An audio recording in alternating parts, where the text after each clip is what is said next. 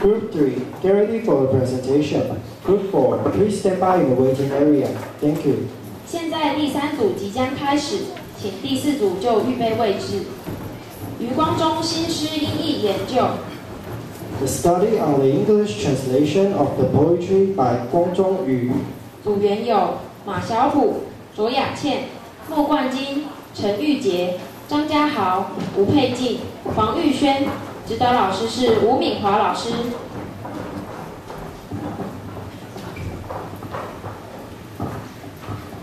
Good morning, judges and audience. We are Team 3. Here, let us introduce our advisor, Kevin Wu. Before we start our presentation, we would like to introduce ourselves. My name is Kathy. My name is Mia. My name is Hilary. My name is Eric. My name is Andy. My name is Jessica. My name is Kelsey. And our research title is A Study on the English Translation of the Poetry by 光中宇。余光中新诗音译研究 Modern poetry. What is the modern poetry? Modern poetry is different from Chinese traditional poetry in rules and forms. It is not confined by level tones, the limit of total word number, or traditional rhyme pattern. The origin of modern poetry. Definitory words were very difficult to read by the general people in ancient China. When Taiwan was under Japanese rule, it was the first time modern poetry was introduced into Taiwan. After that, poetic societies such as Blue Star, Genesis, and South and North Group were organizing in Taiwan. The differences between Chinese poetry and Western poetry. Two bigger differences between Chinese poetry and Western poetry are word syllable and expression. Chinese monosyllabic language and poetry is reserved, but English is polysyllabic language and Western poetry is unrestrained. Features of Huang Chongyu's poetry. Huang Chongyu is a world-famous Taiwan contemporary poet and essay writer. The most attractive part of his poems is the way he presents the tradition and the ancestral homelands in those poems. His writing style is changing. The content materials of his poems are wider and his descriptions are delicate. His writing shows social reality and also explores inner feelings romantically. Its position in modern poetry. Huang Chongyu plays an important role in Taiwan's poetry world. He has been studying and writing modern poetry for more than 6 decades and keeps creating new works. His poetry creation has reached the highest quality and quantity in the field of modern poetry. Steps of translation. Be familiar with the subject. One has to compare about the original contents and get used to the rules and features of the site. Comprehend the background of the text. Choosing the right tactic to translate is always vital. If the translator doesn't the right tactic, he could fail the translation. Understand the original text. When the translator starts to translate the text, he has to read the original text from beginning to the end at least twice.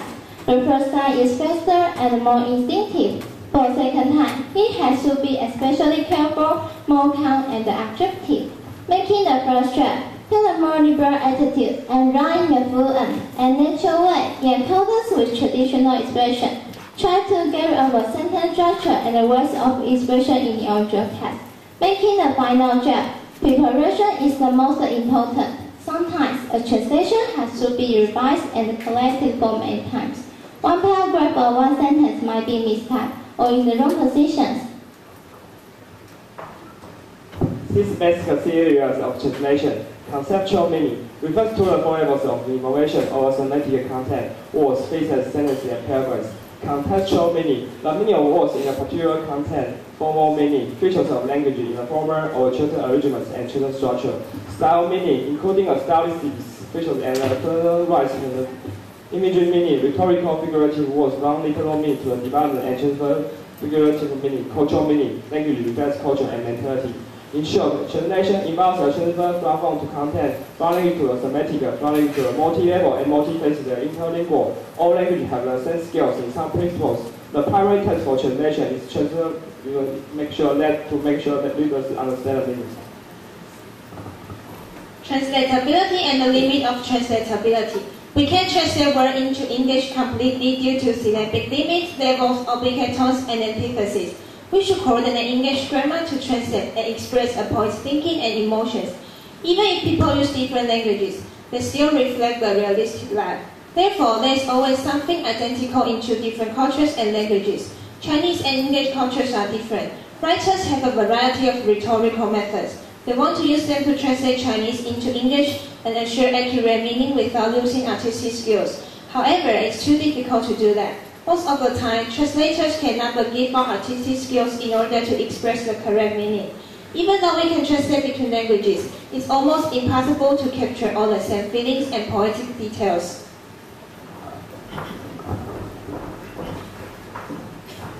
举手，好字夭夭，敬好字夭夭，白云风红妆的都红过了。温压你不倒，压不倒，逆风赫赫你标举的灿烂。Blooming peach blossoms are all gone with the wind. All colorful flowers in the wind have been in full bloom. You are the only one who can't be overwhelmed, can't overcome the brilliance you embody against the whistling wind. 月光光，太阴下，夜是死亡的边境。偷渡梦，偷渡云，现代圆，古代镜。孔雀阵和蜜月狂，太阳的眼柄，助两面侧向。Under the moon, the night is the edge of death. Its mangled strings, its mangled clouds. The modern tides are far away, but the ancient tides are nearby. Xenophobia and xenomania. The sound's counterfeit coin has two sides of forged portraits. 淡水河边钓虚人，悲苦时高歌一节离骚，千古的志士泪涌如潮。那浅浅的一湾丽如江水，灌溉着天下诗人的骄傲。When you feel the same, you sing a stanza of sorrows at parting, which mass generations of brave men burst into tears. They shine the water bed of a middle river. It rockets the pride of all poets in the world. 等你在雨中，忽然你走来，不雨后的红莲，天天你走来，像一首小令，从一则爱情的典故里你走来，从姜白石的词里有韵里你走来。Suddenly you walk towards me, through the red lotuses after the rain. Gracefully you walk through, like a piece of short lyrics. From an illusion of love you walk towards me. From the lyrics of Jiang Baishi, with rhyme you walk towards me. 一武士之死，死是灵魂出窍的一种典礼，里程只留下生锈的剑鞘，而一笔无形的巨剑逝随在半空。清风淡淡，随着一切艰途，夜夜冷汗滴，演一个逼紧的噩梦。Death was the ceremony for the soul to be unsheathed. When it was finished, the rusty sheath was the only thing left. But an invisible giant sword seems to hang in the air. Its blade keeps looking keenly at all conspirators, who were in cold sweat every night, dropping along a nightmare that chills their necks. 莲的联想，我在其侧，我在其间，我是清平，风中有尘，有火药味，需要拭泪，我的眼睛。I'm on their side, I'm in between, I'm dragonfly. There's dust in the wind, and a smell of gunpowder. Tears in my eyes need to be wiped off. People interpret cultures rather than languages. Language may gradually change due to social development, people's event patterns, and increasingly frequent international communications. Chinese and English bear a big difference in terms of syllables. A single English word may contain 3 or 4 syllables, while a Chinese character has only 1 syllable. Therefore, we have to choose the best word as far as poetic rendition is concerned. Another big problem we made in our translation is the loss in translation. For example, there is no such unit term as 义美 in English, so it inevitably becomes a loss in translation. However, the use of measure words and unit terms is one of the most distinguished and outstanding features of Guangzhongyu's poetry. Rhetoric and allusion are also 2 great features of Guangzhongyu's works. When we deal with those artistic skills, it is really a big challenge for us. A good translation is approximating to a certain extent rather than an identification. Sometimes the loss in translation accounts for another kind of poetic beauty.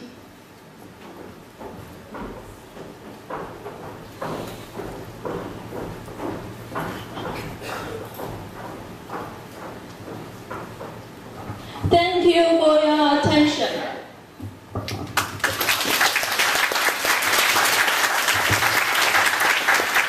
请评审提问，谢谢。 Okay, I enjoy your presentations very much. And you are a group of 7 people. A very simple question, but also it's a hard one. Now, 7 people over here, could each one of you choose your favorite poem that you translated out of these 14, right? You have 14 of them. So could each one of you choose your favorite ones. And you explain to me very briefly. You choose one and explain why. Thank you. The one I like most is I Await You in the Rain because he used red lotuses to describe his lover's death and it's very romantic that he waits his lovers in the rain. It reminds us our first love. Thank you for the question. The associations of lotus is my favorite point because he also used 明信者美, species about beauty, to express the story about Narcissus. And it's very beautiful, thank you.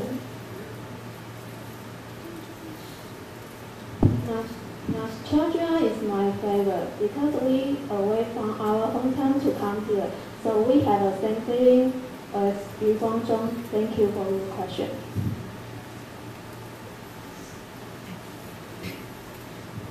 Nostalgia is my favorite point because we are far away from home, so we have the same feeling in those points. Thank you very much.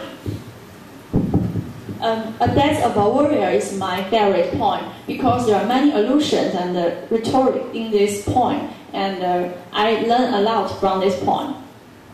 I think nostalgia is my favorite point because we are away from Taiwan to澎湖study. Thank you. Nostalgia is my favorite poem because I am away from the Taiwan to study in college. Thank you. One last comment. So, as we all, the audience here, can I just propose that the nostalgia is probably the best represent all the students from this department? Okay. Oh, thank you.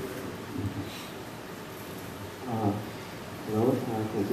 When you translate the poems, I guess you also consulted some other versions of Yu Guangzhong's poems, right? So then, can you talk about what you consult and how you adapt, or what you learn from consulting the others' translations of those poems? In the earlier times, I would try to translate word by word, but we find it doesn't work.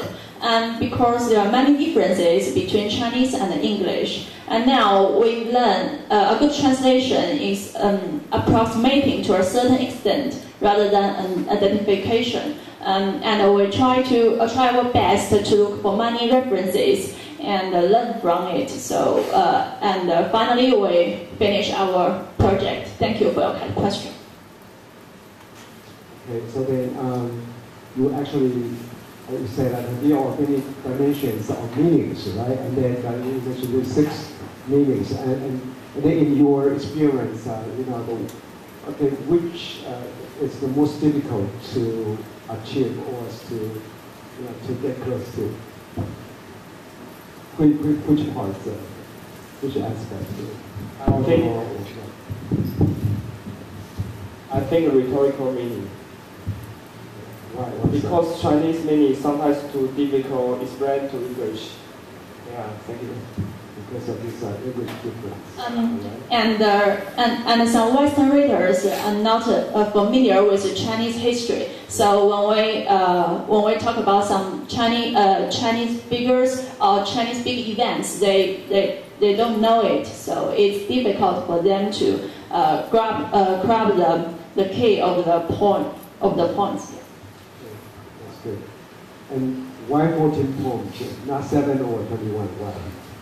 Because the time limit, we have to choose the appropriate length and the number of poems also should be taken into consideration. You mean the number? Why? Because the time for us is 10. It's time issue. Right? Yeah, time issue, and of course, these 14 poems are very outstanding among all of Kwang Zhongyi's works. All right. Thank you. Thank you for your question.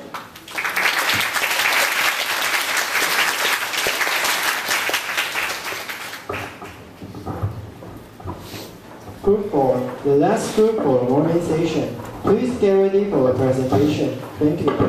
现在第4组即将开始。